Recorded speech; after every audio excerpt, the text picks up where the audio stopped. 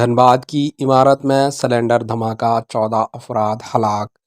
ریاست جھارکھنڈ کے دھنباد میں منگل کی رات ایک کئی منزلہ عمارت ملٹی سٹوری بلڈنگ میں مہیاب آگ بھڑک اٹھی۔ کم از کم 14 افراد ہلاک اور 12 سے زائد زخمی ہو گئے۔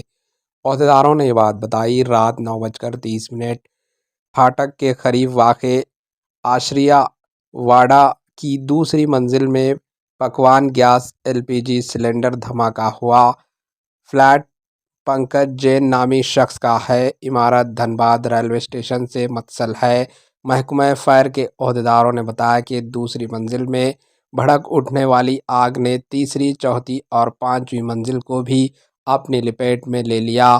آگ بجھانے 24 فائر انجنوں طلب کیے گئے۔ فائر فائٹرز نے عمارت سے 21 افراد کو بچا لیا۔ مقامی لوگوں کا کہنا ہے کہ عمارت میں شادی کی تقریب جاری تھی۔ کچھ مہمان ہوٹلز میں ٹھہرے ہوئے تھے اور کچھ اپارٹمنٹ میں موجود تھے۔ دھوئیں کی وجہ سے کئی لوگ بے ہوش ہو گئے۔ زخمیوں کو دھنباد میڈیکل کالج اسپتال میں شریک کروایا گیا۔ تحقیقات جاری ہے۔ جھارکھنڈ کے ضلع مجسٹریٹ سندیپ کمار نے کہا کہ مرنے والے اور زخمیوں کی حقیقی تعداد کا بعد میں پتہ چلے گا۔ Bureau report AHN news.